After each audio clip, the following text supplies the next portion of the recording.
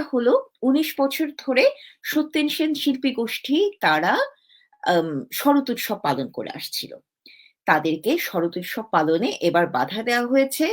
বলা হচ্ছে এটা নাকি বাতিল করা হয়নি। আপাতত মুলতবি করা হয়েছে। পরে একসময় হবে। আদৌ হবে কিনা সেটা আমরা জানি না। কিন্তু আমরা এইটুকু জানি আসলে কি হতে পারে। আপনাদের সাথে দর্শক আমি শুধু এই সপ্তাহ না, গত ২০২৫ এর শুরু থেকে সংস্কৃতির ওপর কি করে আঘাত আসছে, সেই আঘাতগুলো আপনাদের সাথে একটু শেয়ার করব। তার সাথে এও জানিয়ে দিতে চাই, এই আঘাতটা একদমই শুরু হয়েছে জুলাই ২০২৪ থেকে। আপনাদের সামনে শুধু আমি এই বছরটাই তুলে ধরছি। হুম? আচ্ছা, এখানে যেটা হয়েছে, বাঙালি সংস্কৃতি ধ্বংসের অপচেষ্টায় মোহাম্মদ ইউনূসের সরকার কয়েক রকমের চেষ্টা করে যাচ্ছে। একটা হলো বাঙালি সংস্কৃতির বহুমাত্রিক ধারার উপর হামলা, উদাহরণ বাউল ও মাজার সংস্কৃতি, গ্রামীণ ও লোকজ রীতি ও সংস্কৃতির উপর আঘাত, মুক্তিযুদ্ধ ও বিশেষ দিবস ভিত্তিক চর্চাকে বাধাগ্রস্ত করা, শহুরে সংস্কৃতির চর্চাকে বাধা প্রদান, ধর্মের নামে বাঙালিত্বকে অবমাননা, সংস্কৃতির সাথে জড়িত ব্যক্তি গোষ্ঠীর উপর হামলা, নির্যাতন, পাকিস্তানি সংস্কৃতিকে বিশেষ সুবিধা প্রদান। কি করে সেটা আমি জানুয়ারি থেকে আপনাদেরকে দেখাই। ফেব্রুয়ারি থেকে। ফেব্রুয়ারি ২০২৫ এ বৈষম্য বিরোধী ছাত্র আন্দোলনের বাধার মুখে উত্তরায় বসন্ত উৎসব করতে পারেনি জাতীয় বসন্ত উৎসব উদযাপন পরিষদ। কারণ হিসেবে বলা হয় আয়োজকদের একজন ফ্যাসিস্টের দোসর। ঢাকা মহানগরী নাট্য পরিষদ আয়োজিত ২ সপ্তাহব্যাপী ঢাকা মহানগর নাট্য উৎসব বাতিল করে ফেলা হয় এবং সেখানকার থানার যিনি কর্মকর্তা তিনি বলেন যে একটা মব এসেছে তার থানায় এবং তাদের আপত্তি পুরো উৎসব নিয়ে না, তাদের আপত্তি মুক্তিযুদ্ধ ভিত্তিক নাটক পায়ের আওয়াজ পাওয়া যায় নিয়ে।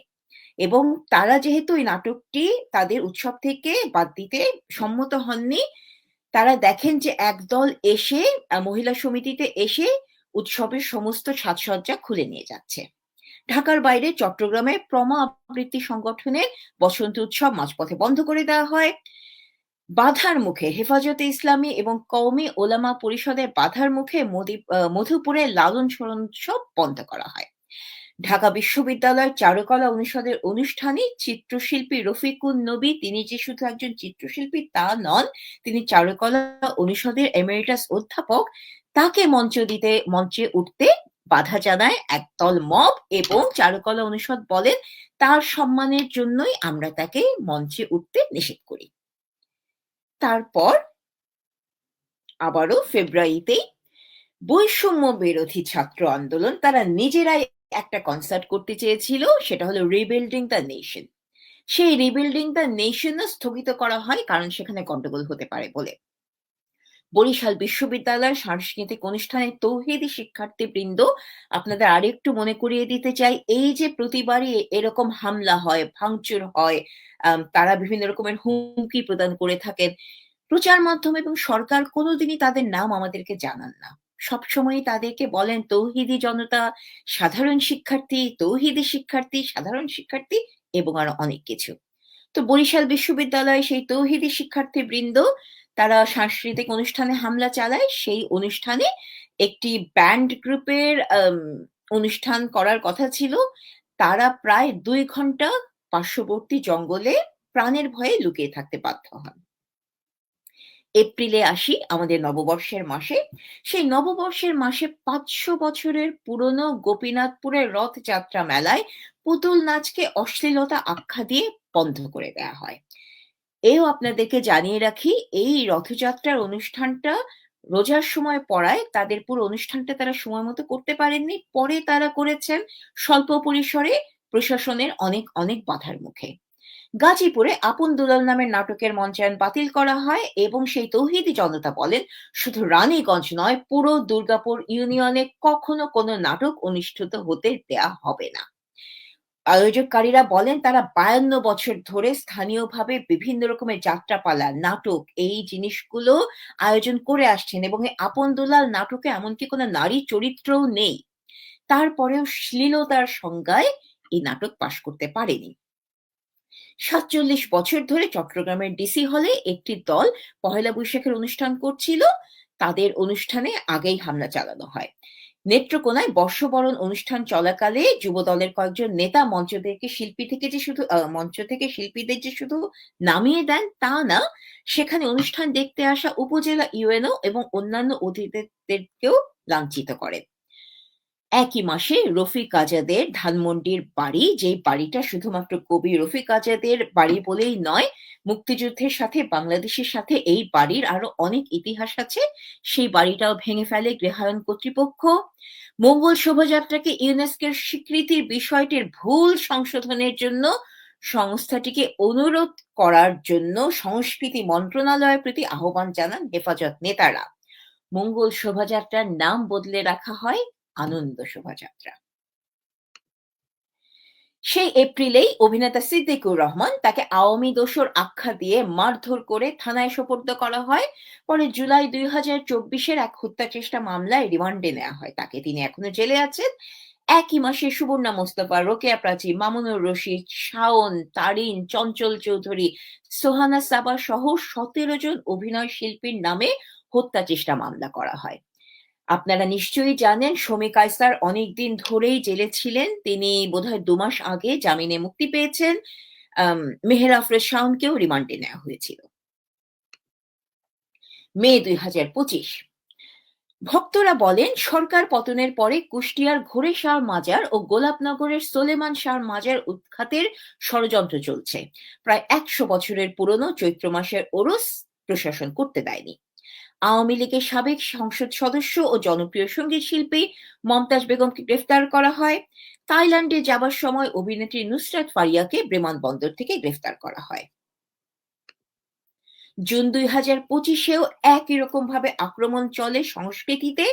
টাঙ্গাইলে স্থানীয় মাদ্রাসা ও ইসলামিক নেতাদের প্রতিবাদে শাকিব খান অভিনীত তাণ্ডব সিনেমার শো বাতিল করা হয়। বৈপরীত্যটা হলো তাণ্ডব সিনেমায় নাকি জুলাই ২০২৪-কে মহিমান্বিত করার চেষ্টা করা হয়েছে। শেখ হাসিনার তথাকথিত অত্যাচারের সময়কে তুলে ধরা হয়েছে। তারপরেও শাকিব খান সেই ইসলামিক দলগুলোর মন জয় করতে পারেননি। ময়মনসিংহে কাজী নজরুল ইসলাম বিশ্ববিদ্যালয়ে অঞ্জলি লহমোর নামের ভাস্কর্যটি ছুটির মধ্যেই শুরু হয় ভাঙার কাজ।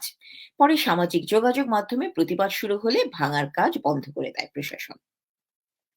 একটু পরে আসি জুলাই ২০২৫। জুলাই ২০২৫-এ ২০২৪-২৫ চলচ্চিত্র নির্মাণে অনুদান প্রাপ্তদের মধ্যে জানা যায় একাধিক ব্যক্তি এনসিপির ঘনিষ্ঠ।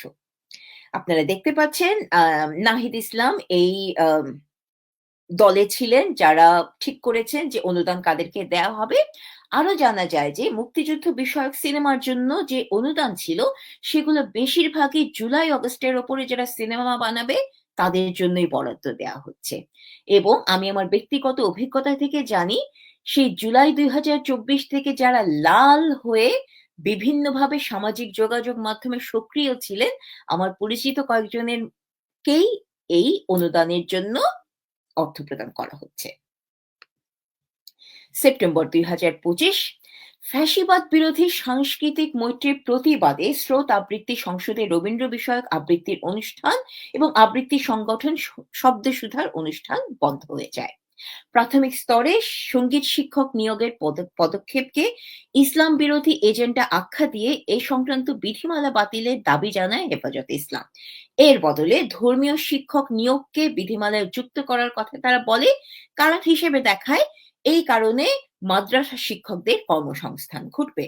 ১২ই সেপ্টেম্বর খেলাফত আন্দোলন বিক্ষোভ সমাবেশ করে প্রাথমিক বিদ্যালয়ে সঙ্গীত এবং ট্রান্সজেন্ডার শিক্ষক বাতিল এবং আলেমদের ধর্মীয় শিক্ষক হিসাবে নিয়োগ দেওয়ার দাবি জানায়। অক্টোবর, এখন যেই মাসে আমরা আছি, আজকে অক্টোবরের ১১ তারিখ, এর মধ্যেই আমরা জানতে পেরেছি প্রথমে নির্বাচনের কারণে আগামী বছরের ওমর ২১ বইমেলা ডিসেম্বরে আনার কথা থাকলেও এখন আমরা নিশ্চিত নই বইমেলা হবে কিনা। জেলা প্রশাসনের অনুমতি না পাওয়ায় মেহেরপুরে জেমসের কনসার্ট বাতিল করা হয়েছে। ঢাকা বিশ্ববিদ্যালয় সাংস্কৃতিক অনুষ্ঠানে নাচ ও রবীন্দ্রসঙ্গীতের পরিবেশনার অনুমতি দিচ্ছেন না ঢাকা বিশ্ববিদ্যালয়ের অধ্যাপক ডক্টর কামরুল হাসান। তিনি নাকি বলছেন এগুলো পাপ এবং বিদেশি সংস্কৃতি। ঢাকা ইউনাইটেড কনভেনশন হলে ইয়াং স্টাইনার্স নামে একটা পাকিস্তানি সঙ্গীত দল, তারা ১৭ই অক্টোবর বাংলাদেশে আসবে এবং উর্দু গানের অনুষ্ঠান করবে। লালবাগ কেল্লায় আলাউদ্দিন খাঁর জন্মবার্ষিকীর অনুষ্ঠানে নাচ গান হবার খবরে একদল ব্যক্তি বাধা দিতে আসেন। শিল্পকলা একাডেমির মহাপরিচালক রেজাউদ্দিন স্টালিন তাদেরকে বিদায় করেন এই বলে যে এখানে কোনো নাচ গান হচ্ছে না। বকুলতলায় শরদোৎসব করতে চান সত্যেন সেন শিল্পী গোষ্ঠী, তাদেরকে অনুষ্ঠান করতে দেওয়া হয় না। তারা তাদের অনুষ্ঠান নিয়ে গ্যান্ডারিয়াতে যান, তাদেরকে আবারও অনুষ্ঠান করতে দেওয়া হয় না। প্রথমবার বকুলতলাতে কারণ বলা হয় গন্ডগোল এড়াতে হবে। তারপরে পুলিশ তাদেরকে বাধা দেয় গ্যান্ডারিয়াতে, বলে যে তাদের নাকি অনুমতি নেই। হ্যাঁ? এই হলো আমাদের অবস্থা। আচ্ছা, এখন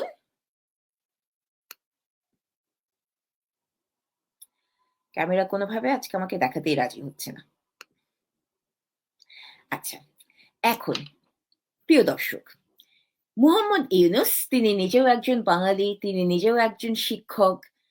তিনি বাংলাদেশের নাম করেই নোবেল পুরস্কার পেয়েছেন। বাংলাদেশে নাকি দরিদ্রের যা দরিদ্র জনগোষ্ঠী ছিল, তিনি না থাকলে নাকি বাংলাদেশের দারিদ্র্য মহামারী আকার ধারণ করত। আরো হেনা-তেনা অনেক কিছু বলে তিনি বাংলাদেশের হয়েই নোবেল পুরস্কার পেয়েছেন। তারপরেও বাংলা সংস্কৃতির প্রতি তার এই বিরাগটা কেন? কেন জানার জন্য আমাদেরকে যেতে হবে আরেকটু পেছনে। সৈয়দ মুজতবা আলী বঙ্গবন্ধুকে নেয়া একটি সাক্ষাৎকারে প্রশ্ন করেছিলেন, "আপনাদের বাঙালি জাতীয়তার ভিত্তি কি কেবল ভূগোল আর ভাষা?"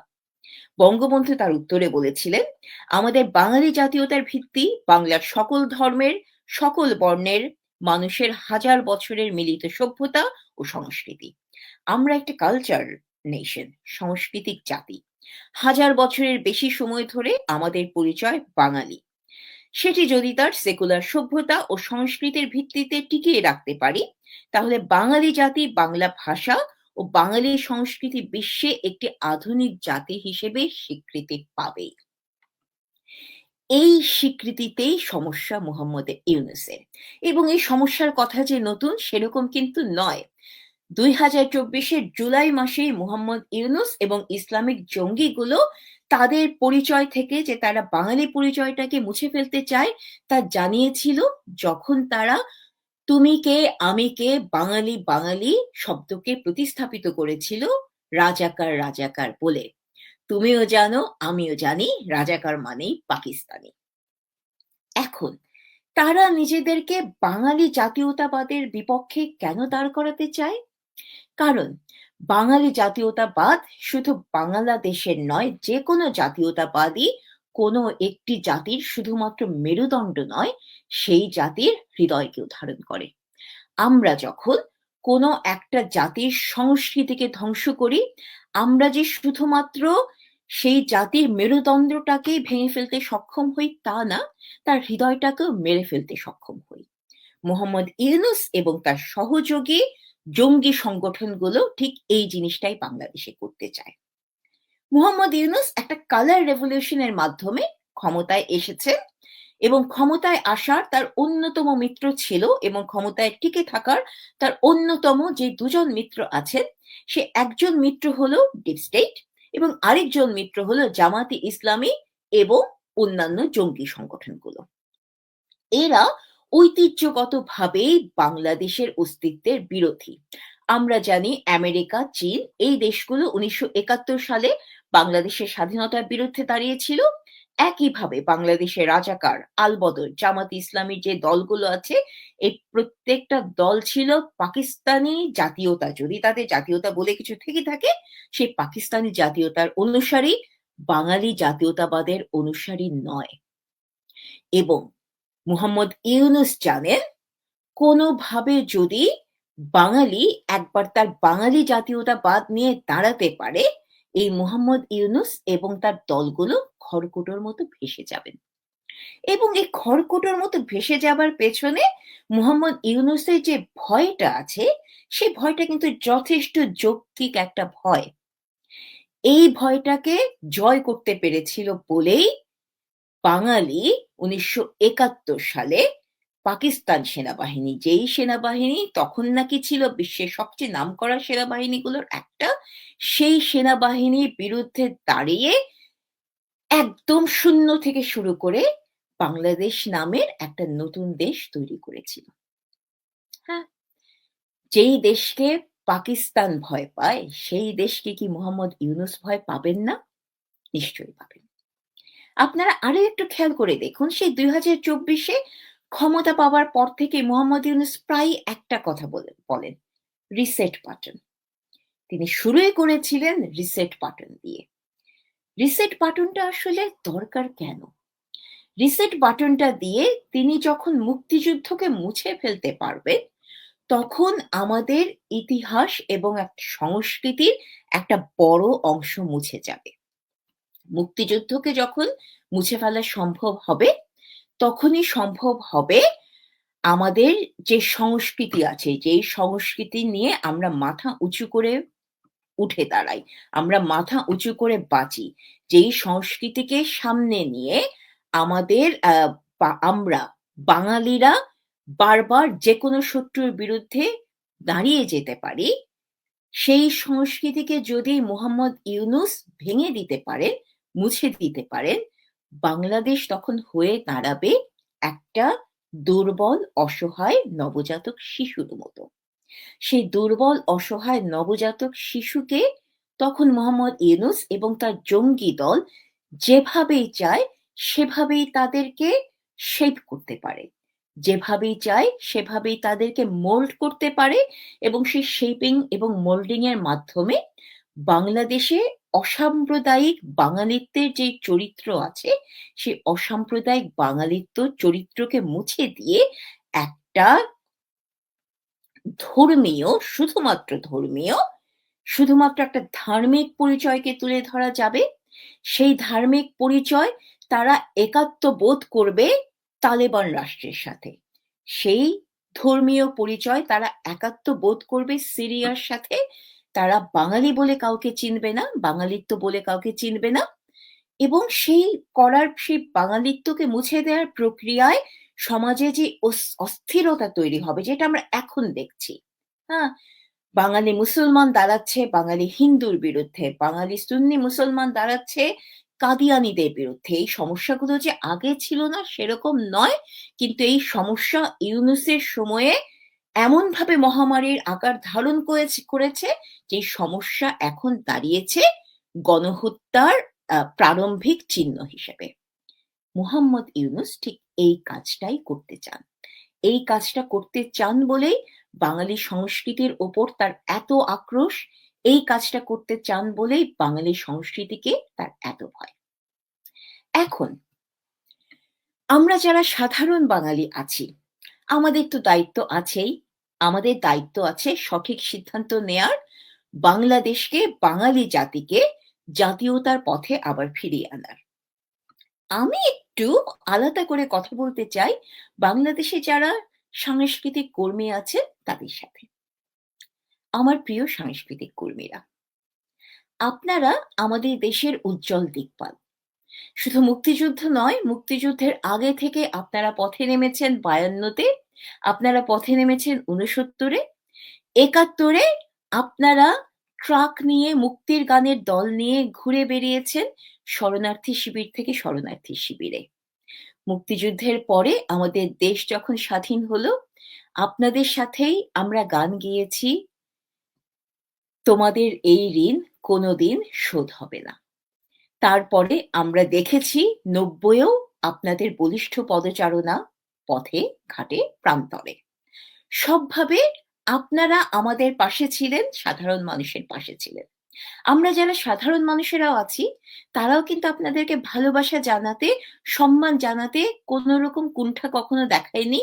আপনাদেরকে সবসময়ই আমরা আমাদের থেকে উচ্চে স্থান দিয়েছি। আমরা সবসময় ধরে নিয়েছি, আপনারা আমাদের মতো সাধারণ মানুষ নন, আপনারা তারকা। আপনারা আমাদের জন্য অন্য কিছু। সেই আপনারা এখন কোথায়? আপনারা গত ১৬ বছর ধরে আওয়ামী লীগের শাসনামলে কি খুব খারাপ ছিলেন? না তো। আপনারা সঙ্গীতকে পেশা হিসেবে বেছে নিতে পেরেছেন গত ১৬ বছরে। আপনারা অভিনয়কে পেশা হিসেবে বেছে নিতে পেরেছেন গত ১৬ বছরে। আপনাদের সিনেমা শুধুমাত্র দেশের গণ্ডিতে সীমাবদ্ধ থাকেনি, ছড়িয়ে পড়েছে আন্তর্জাতিক পরিমণ্ডলে। আপনারা ১৬ বছরে যে অপরিসীম ক্ষমতা, দম্ভ, মোহ ভোগ করলেন, বাঙালি সংস্কৃতিকে নিজের জীবন ধারণের উপায় করলেন, সেই সংস্কৃতিকে কি আপনারা এভাবেই ভেসে যেতে দেবেন? আপনারা একটু নিজেদেরকে প্রশ্ন করুন তো। ধরে নিলাম বাঙালি সংস্কৃতি থাকলো না। বাঙালি সংস্কৃতি মুছে গিয়ে আমরা একটা সাম্প্রদায়িক ধর্মীয় জাতি হিসাবে বাংলাদেশকে নতুন করে তৈরি করলাম। আপনাদের কি হবে তখন? আপনারা কোথায় যাবেন? আপনারা তো আলাদা ছিলেন, আপনারা ভালো ছিলেন, বাঙালি সংস্কৃতি আপনাদেরকে তুলে ধরেছিল বলে। আপনারা সিদ্ধান্ত নিন, আপনারা কি মুক্তিযুদ্ধের কথা বলবেন? জয় বাংলার কথা বলবেন? নাকি অন্য কিছু বলবেন? যেটাই বলুন না কেন, বাঙালি জাতি আপনাদেরকে ছাড়াও দাঁড়াবে, কিন্তু আপনারা যদি কান্ডারি হয়ে না দাঁড়ান, আমরা বিপদে পড়ব, আপনারাও বিপদে পড়বেন। আপনাদের কাছে একটা অনুরোধ দিয়েই আমি আমাদের এই অনুষ্ঠান শেষ করব। অসহায় জাতি মরিছে ডুবিয়া, জানে না সন্তরণ, কান্ডারি আজ দেখিব তোমার মাতৃমুক্তিপণ। দেখা হবে সবার সাথে আবার আগামী শনিবারে।